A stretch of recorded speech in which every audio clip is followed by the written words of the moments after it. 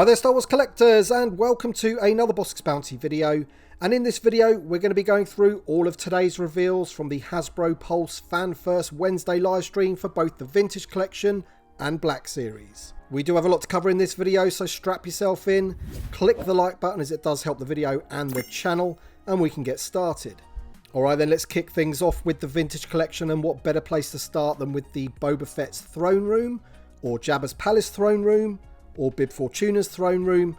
Whatever you want to call this thing can do all three of those things. Now what I absolutely love about this set is the level of detail they've gone into it. This is why I love the Vintage Collection so much. This is why I love the 3.75 inch Star Wars in general. This is the sort of playset that we want in the Vintage Collection. The level of detail they've gone into, the amount of accessories that are included, really is pleasing indeed. It blows any other playset out of the water in my opinion. The set also includes a deluxe, newly tooled Bib Fortuna who is going to be carded, and he also does come with his staff, which is something that wasn't included with the Return of the Jedi release late last year. And how could they not include it this time, as Filoni and Favreau had the foresight to include it in the show. A lovely nod to the Kenner line right there. The set itself has over 50 accessories, from pillows to bottles to bags full of credits, even your choice of meat to put on the spit. One of the ones included was a cooked Kowakian monkey, which I found kind of cool. Definitely a nod to the Return of the Jedi. I love how the light shines through the top of the set, creating those grids on the walls. I bet toy photographers are going to have an absolute field day with this set, and to be honest, it's something like this that makes me want to take up that hobby. As you can see, the throne piece itself does move away from the set, which is pretty cool, and also the Boba Fett's throne on top of that piece is removable, allowing you to put Jabba the Hutt on there if you have that figure. Hopefully they will re-release Jabba the Hutt in the future, because all the previous Jabba the Hutts that you can get are either exclusive to the Razor Crest or in really expensive playsets. The images really do speak for themselves, and you can see that Emily the designer has really put her heart and soul into this set, and you can tell that she is really a huge fan and advocate of the Vintage Collection. It really is great to see. The playset will be available to pre-order on Hasbro Pulse on Thursday the 10th of February at 1 PM Eastern or 6 PM UK time, and later on in the year will also be available in the EU. I mentioned on one of my most recent Ask Boss Bounty videos a few weeks back that Hasbro Pulse was coming to the EU, so that is great news for the European collectors, and it's priced at $229, which on the face of it does seem expensive, but I guess this is the new normal for Star Wars toys, especially ones of this quality. So that was the big news, and very welcome news for the Vintage Collection.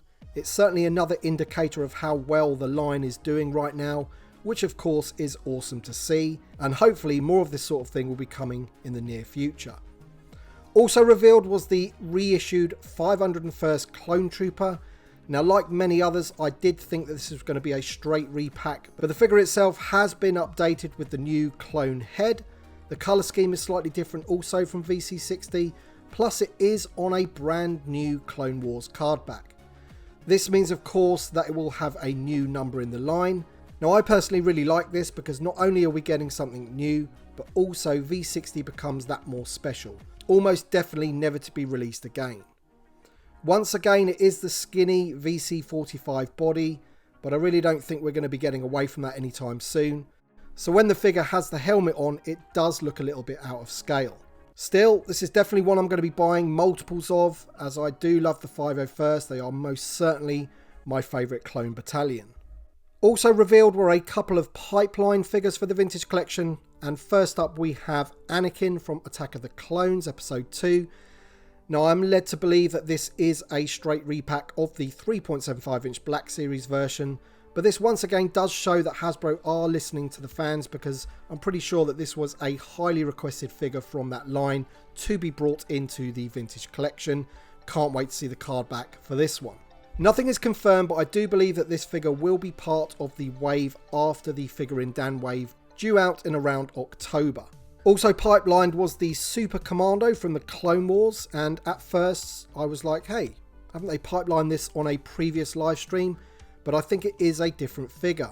This one is the standard Commando, whereas previously the pipeline was for a Super Commando Captain. Once again, Hasbro building out Season 7 of the Clone Wars and offering us another Army Builder figure. Moving on to the Black Series, and quite honestly it seemed that except for a couple of pipelines, all of the reveals were repacks.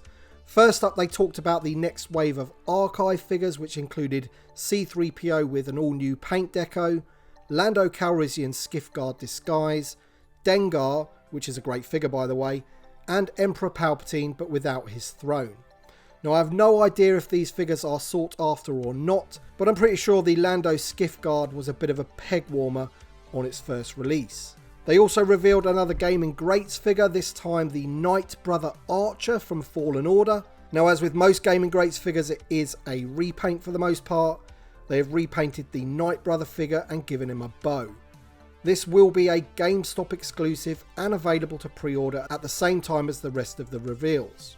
Other than that, the Black Series got some pipeline reveals. These included more archive in the form of Han Solo from The Force Awakens, but with new attention to the face and hair, Chewbacca, Grand Moff Tarkin, and Princess Leia in Boushh disguise. Then they revealed 3 new pipeline figures for the Black Series. These included Ayla Secura, which will no doubt be a pretty cool figure, Darth Maul from Mandalore, which if it's anything like the Vintage Collection version will be a great figure, and finally Saw Gerrera, which I desperately want in the Vintage Collection.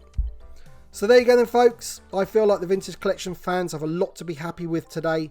The playset is the standout item no doubt, just got to wait a year for it to be in our hands. Let me know your thoughts in the comments section, and be sure to check out my channel and social media tomorrow for all of the pre-order links for today's reveals. Thank you all for watching, and we shall see you on the next one.